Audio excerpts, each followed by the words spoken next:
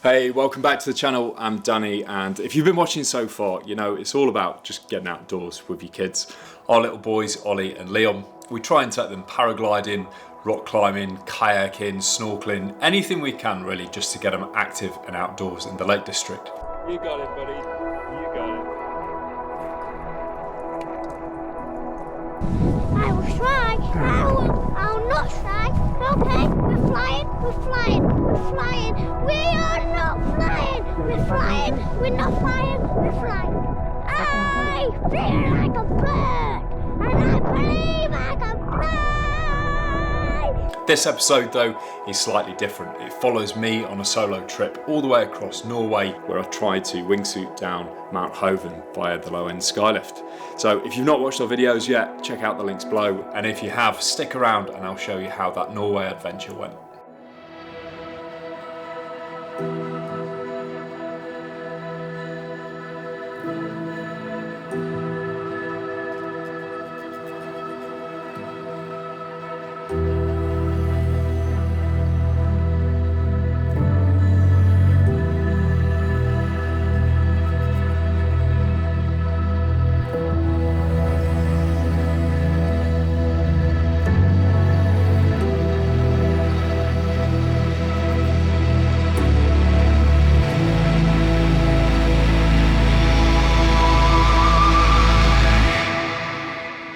Ever since I was a kid, I've been in love with the idea of flying. I started out hang gliding in my early 20s, and I've worked my way through lots of different ways of getting in the air, right the way to becoming a commercial pilot, which I absolutely love, and I do that on a daily basis.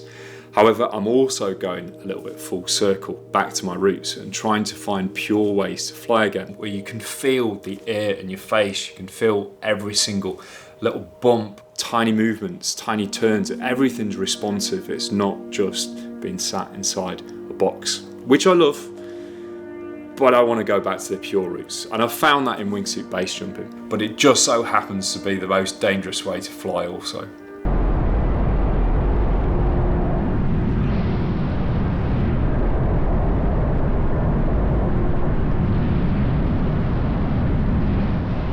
I'm certainly not a Red Bull athlete and don't claim to be anywhere near that standard. If you want to watch those videos, fantastic, there's a ton out there, but this is not it.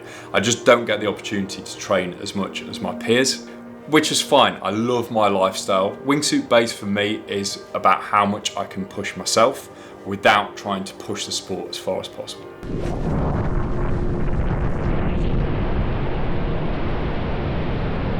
I was told all the way throughout training that the only safe way to base jump is to watch it on YouTube.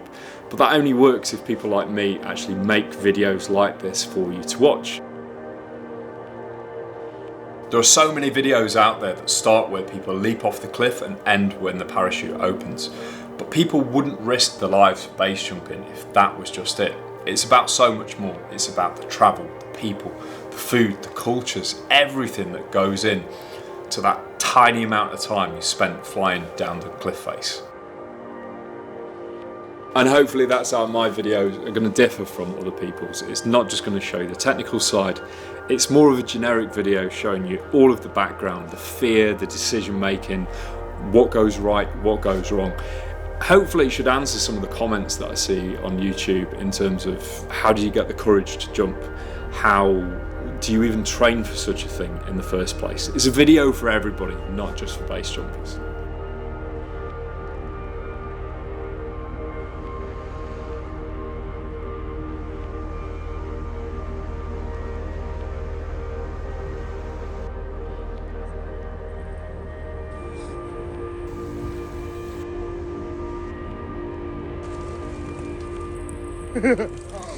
This year's been absolutely incredible. I've got loads out of it, but it's been so busy.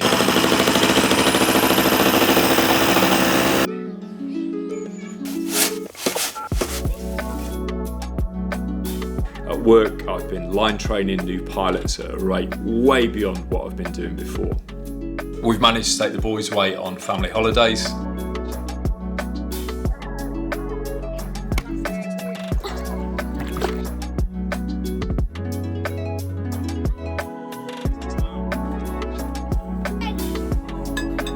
And Louise and I even managed to squeeze in a little getaway for our wedding anniversary.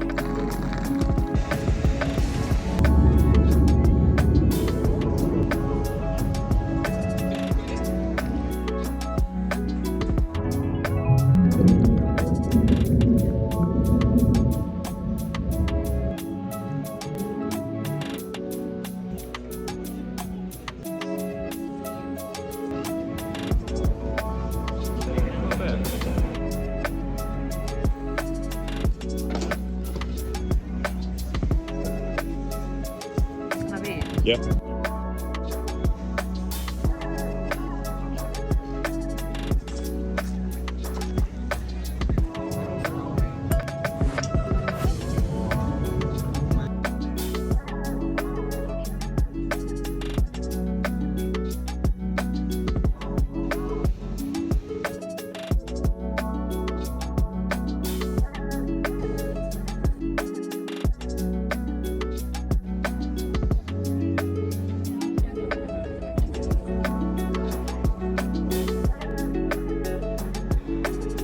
Managed to get out camping and doing different activities in the Lake District every opportunity we've got.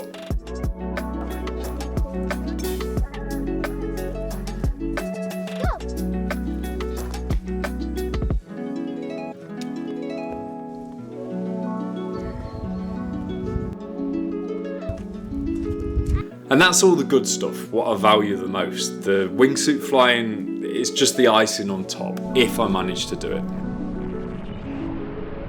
Now, all of the other activities that I do, like paragliding, hang gliding, that sort of stuff, I can pretty much just pick up from where I went off. I can get the kit out the garage and just go and fly whenever I've got an hour free. Wingsuit base jumping is different. It requires a huge amount of currency, commitment, training to stay on top of.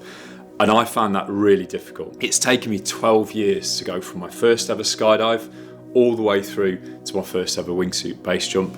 And I'm having to find the time to keep the currency up in order to stay on top and to stay safe.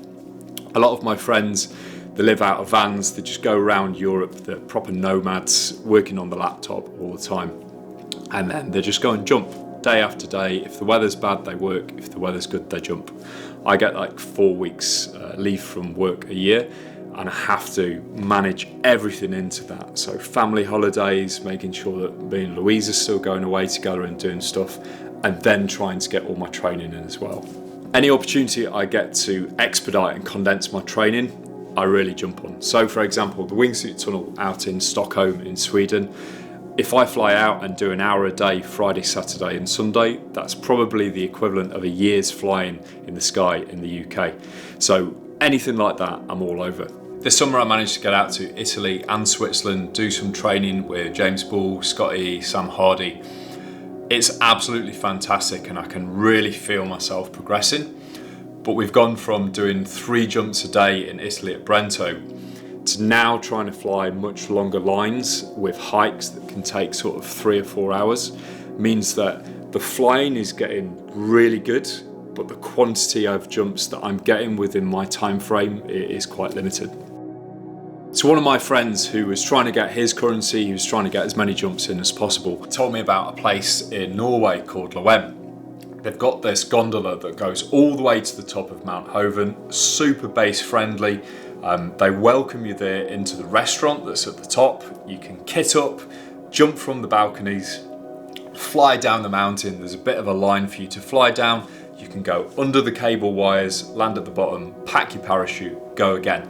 Apparently he was getting 10 jumps a day, 20 in the weekend. For me, this could be amazing. Now I've got a couple of sponsors for wingsuit flying, but that's mainly just for kit. So all of the trips comes out of my back pocket basically. And I've already been away quite a lot this year and my money really needs to go into my family. So a trip like this, it was pushing it towards the end of the season. Now, 3 of my friends said that they really wanted to head out so I could get cheap flights, we could all share the car hire. Now, usually on any trip, most people will just arrange to meet in Europe somewhere, and 1 or 2 might drop out, work commitments, things like that, or maybe they just need to be somewhere else. And that was the same on this trip. A couple of the guys, they just said, I'm really sorry, we've got to head back to work, I just can't make it. And then we had one of our friends, Liam, sadly passed away in a wingsuit accident. And my other friend Ryan said that he just wanted to jack it in. That was it for him. He was done base jumping, which I completely get. I understand it. But then from my perspective, if I was going to do this trip, it was now going to be alone. And that changes things completely in terms of your headspace, in terms of the risk. Was it worth still going out there? Ultimately, I decided to go for it. I was just going to have to try and do it as cheaply as possible and really make good decisions. I've never been there before, so try and get briefs off of people, try and not mess up, try and be as safe as possible. The flights I was looking at before went into Oslo. I managed to get even cheaper flights with a really low budget airline, about an hour and a half south of Oslo. So now it was going to be an 8-hour drive all the way across sort of the east back of Norway up to Loen, jump all day Saturday and Sunday, and then make the return trip on the Monday. Even something like injuring my ankle, it's going to make it pretty difficult to get back.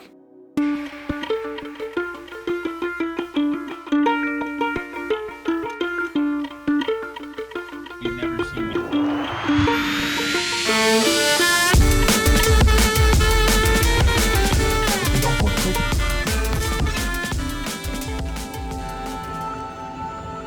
That crisp air that you feel when you get off the aircraft if you go snowboarding, skiing. I love it. It's really sunny and you can really feel it in your lungs, and it's a good reminder of how far north you are. I rented the cheapest car that I could get away with. Goodness knows what it was. But when I got there, the lady I was chatting to, she had like a skydiving tattoo on her arm. And I got chatting to her about what I was doing. She was super interested, and within a few minutes I'd got a free upgrade, which was awesome. Let's go.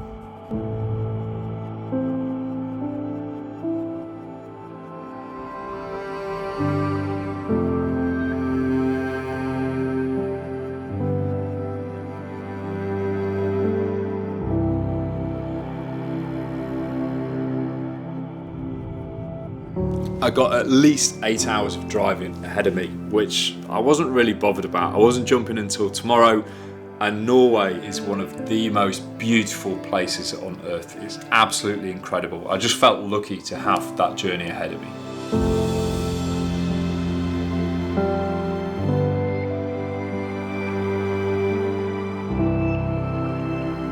I was about 4 hours into the journey and I saw two guys at the side of the road with a thumbs up, hitchhikers. There were two German students who'd flown in. They were hitchhiking all the way across Norway, wild camping, living off the land, all the stuff that I absolutely love. And then they were trying to get to an end goal where they could fly out again. So I picked them up and took them part of the way. Lots of people really worry about how safe it is to pick up hitchhikers, especially in areas like this. But I've found as long as you bury the bodies deep enough in the forest, it's never really a problem for you in the future.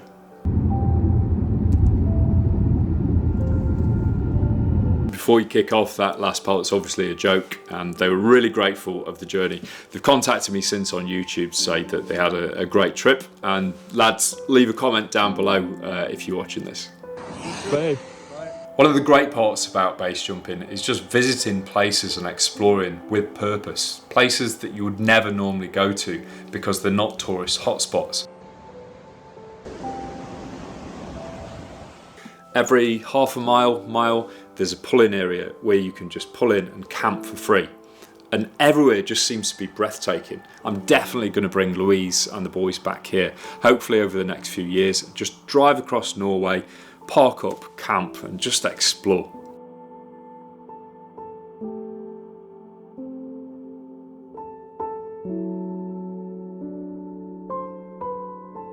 You might be wondering why I didn't fly in closer to the Loen itself. One was cost and the timing of the flights, but also the west side of Norway is really mountainous.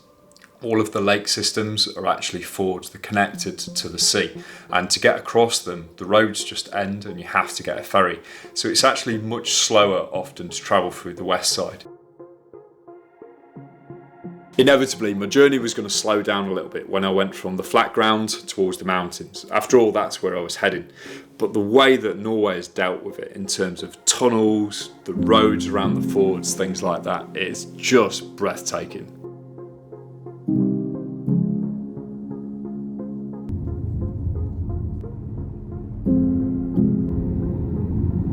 Shit.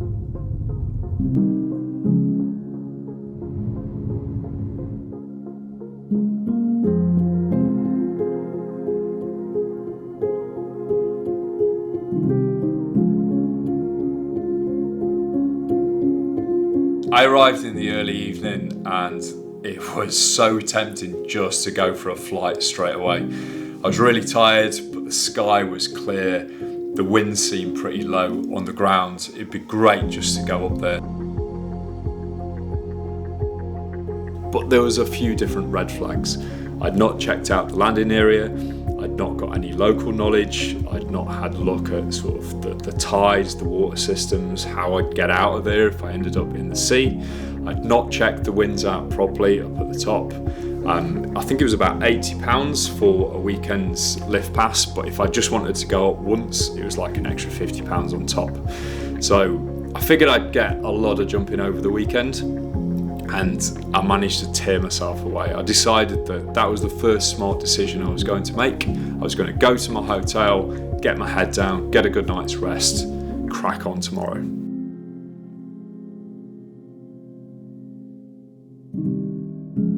I literally booked the cheapest room I could. I went on a search engine, set it to low to high pricing, picked the first one. I thought it was going to be a dump. That doesn't really happen in Norway. Everywhere is beautiful. And look at this hotel from the outside. It's just stunning. The views, the people were welcoming. It's just fantastic. On the inside, it was a little bit basic. It's all I needed for the trip.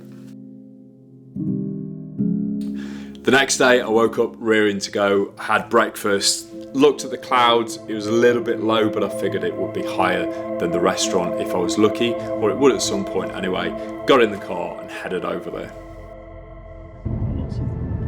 The exit here is not a beginner exit, it's classed as intermediate.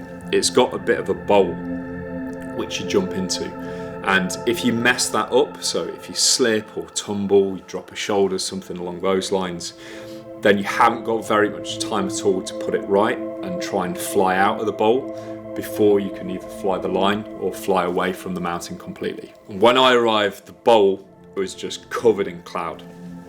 I could see all the way up to the bottom. I decided though, just get on the gondola, get to the top, and hopefully it will clear later on.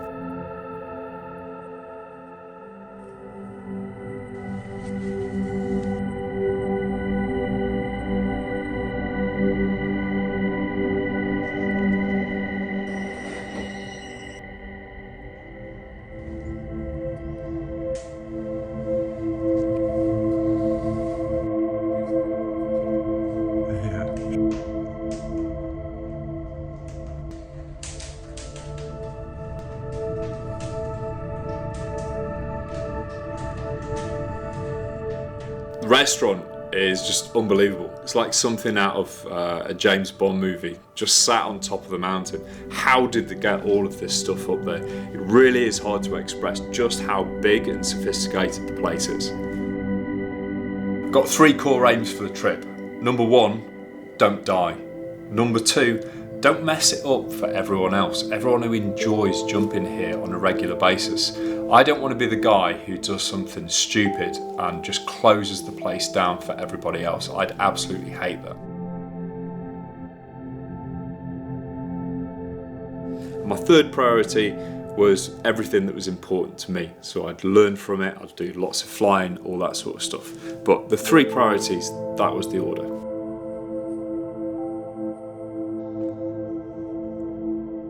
Exiting the gondola at the top, it quickly became apparent just how friendly the locals were and the restaurant owners for base jumpers and also paragliding pilots as well.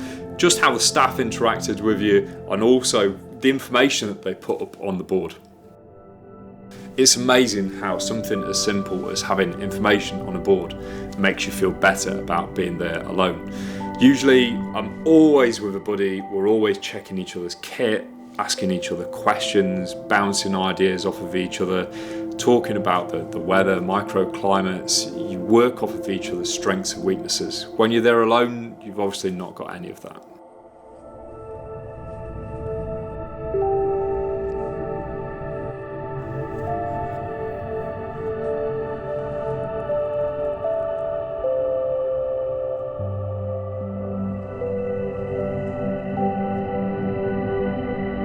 As I was walking through, I was reluctant to go through the restaurant itself. I was in my outdoor gear, everyone else looked quite prim and proper in suits and things like that, and I didn't want to ruin the experience for everybody else. But it quickly became apparent that the base jumpers were a feature of the restaurant. Those who were dining would go to the windows and watch people jumping from the cliff face, and the restaurant absolutely loved it.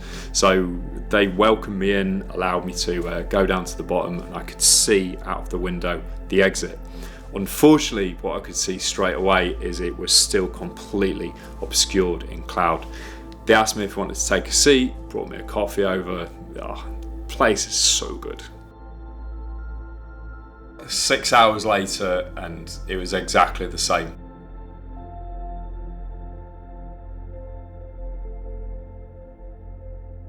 I decided I was going to head down, get some lunch, and try and just have a look from the bottom. Had the cloud level dropped all the way down, or was it still just in the bowl?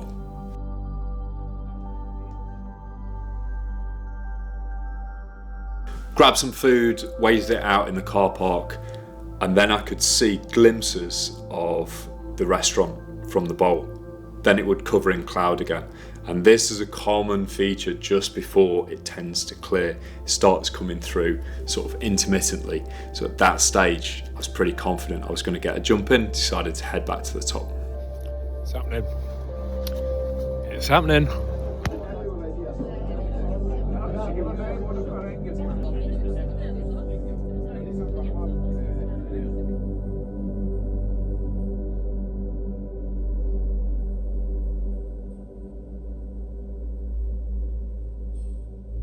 I got a little bit distracted doing some other work, and after a couple of hours, one of the barmen actually came over who I'd been talking to, saying, Danny, it's ready to go. Went to the window and I could see it clearing, so that was it, time to kit up. One of the most common questions I get asked is, aren't you scared? Of course I'm scared. Everybody gets scared. If somebody says they're not, I'd question that probably. Part of our brain is designed to instinctively kick in with fear to keep us alive. It says, don't go over that edge because you will die. It's the part of our brain responsible for thought that can maybe overpower it, but it can only do that if we've got experiences. So for example, in rock climbing, it reminds us that not only will a rope catch us, but it thinks back to the experience of you being dropped before and being caught by that rope. In wingsuiting, it reminds us that we've been in the sky before and we do have the ability to fly, we'll be okay. And it's your brain fighting with itself. Now, the more frequently you jump and the higher your skill level gets, the more powerful the thought aspect is of your brain at overcoming fear. When you don't jump very often, this starts to dwindle and the fear really starts to take over. So in my case, where I'm not jumping every day, where there's long gaps in between jumps, yeah, for me, I get quite scared. So what's going through my head at this point? I'm thinking back to the way I pack my parachute to make sure that it's packed correctly. I'm thinking about my wingsuit and the way that it's all connected up, and the fact that there's going to be no one at the exit to check me, and the things that I was going to do to make sure that was all clipped in correctly and nothing will get snagged or caught. I was thinking about the wind direction. Was it going to blow me more into the village, or was it going to blow me out towards the water? And what I've learned recently from landing in water is that it is very, very difficult to get back out again. When I jumped out, what were the obstacles? Well, the main one is the gondola wire that goes all the way down. Am I going to fly over the top of it and risk going out to sea? Or am I going to fly under it between the train and the actual gondola itself? How would the weather conditions affect that? I'd been here all day, the pressure was really low, There'd been no sun on the face all day, so the air was going to be super sinky as I jumped into it. In terms of accidents, if I hit the train on the way down, then that would probably be it, lights out. But if I got a tension knot or something like that under canopy, I could spiral into the trees, break my leg, my ankle, and be stuck there. So I had a quick word with the barman and just said, look, after I jump, 10 minutes later, if I've not sent you a message on WhatsApp, can you try and contact me? And then after a little while, could you get the emergency services for me, please? Whereabouts was I going to deploy my canopy? Now, I hadn't been told it for this location, but generally we don't do it over the top of residential buildings. For one, it's really loud and it'll scare them. And number two, if the parachute doesn't open for any reason and I slam into one of the buildings, it could kill somebody else as well. At this point, after a few breathing exercises, it's weird. All of your fear just goes away. Standing on the exit for a wingsuit jump is the most calm and the most confident I find myself, and chatting to other base jumpers, it seems to be the same. The fear just goes away and it's just replaced by sheer appreciation, I suppose, of being there, visualization of what you're about to do, just excitement. That I'm about to do something that a fraction of a percentage of people who have ever lived or will ever live will do. I'm going to experience this environment in just a completely breathtaking way.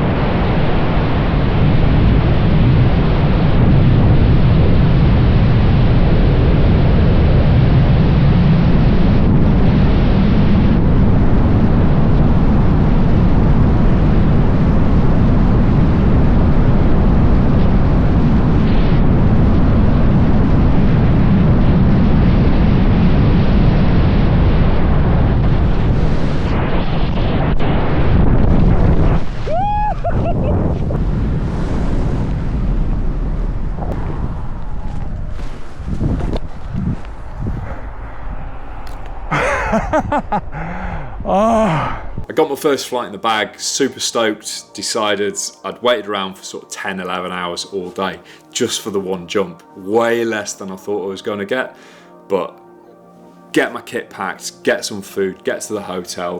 The weather looked better the next day, just go and hit it again tomorrow.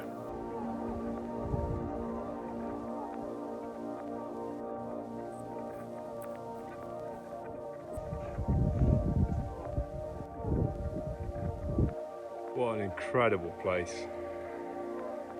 This is the reality of weather-dependent sports. I'd come out here to do 10 jumps today and I got one in. But just being here, the scenery, the locals, everything, it was worth it. Even if I'd just travelled all this way to do that one jump, it was worth it.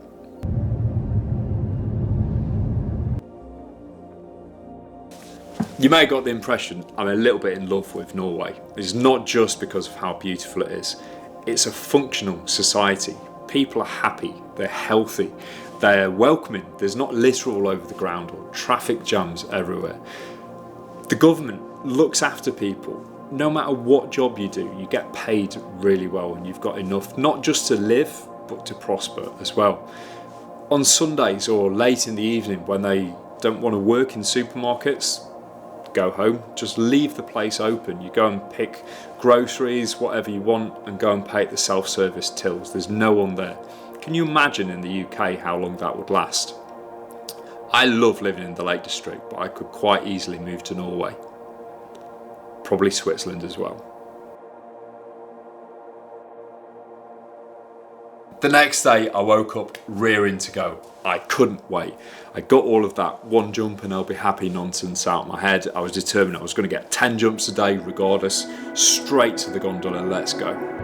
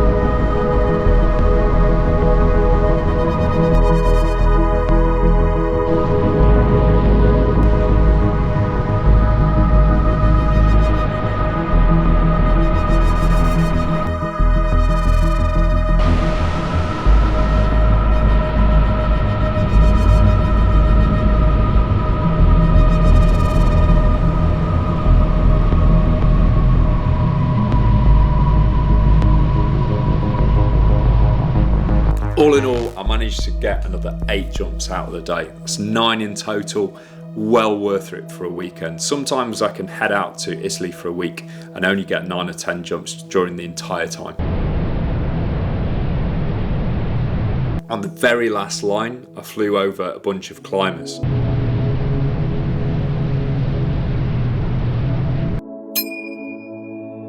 I didn't know they was going to be there, and they certainly didn't expect the noise of me flying past them. It was a bit of a surprise for both of us.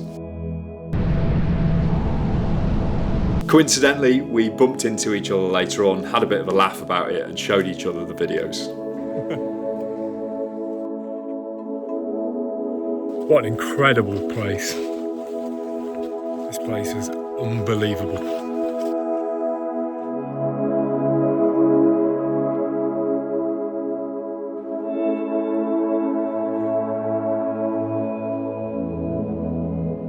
I woke up the next day feeling really accomplished. I managed to get 9 amazing jumps under my belt. I'd got this huge, incredible drive ahead of me, and lo and behold, the sun was out. It was absolutely perfect wingsuit weather, but I didn't have the opportunity to get one more jump in. It was a case of race back and try and get your flight. On the way back, I was thinking about how lucky a lot of my friends are to have the opportunity to just live the van lifestyle and just chase the weather and go wherever it's nice, visit places like this. But I'd rather have my lifestyle. I'd rather have my family, I'd rather have my career that I've got, and just try and grab pockets of sunshine and these experiences wherever I can. I'm so lucky that my wife supports me and my family support me in the way that they do. And they have the trust in me that I'll make good decisions. I'll go back to them, and yeah, this is a place that we're definitely all going to visit together really soon.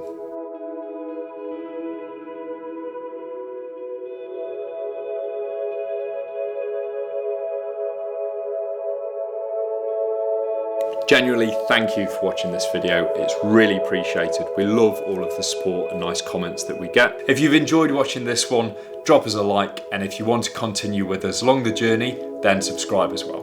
It'll be back to normal next week, going out in the Lake District with the boys for our usual family adventures, but every now and again I will drop in a video like this so you can see myself develop, put myself outside my comfort zone, as well as watching the children grow.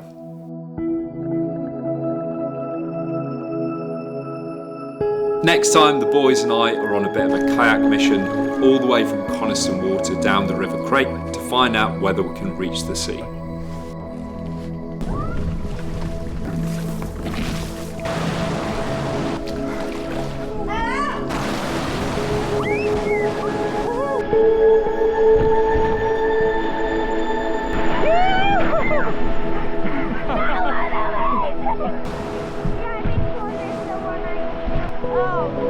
Oh.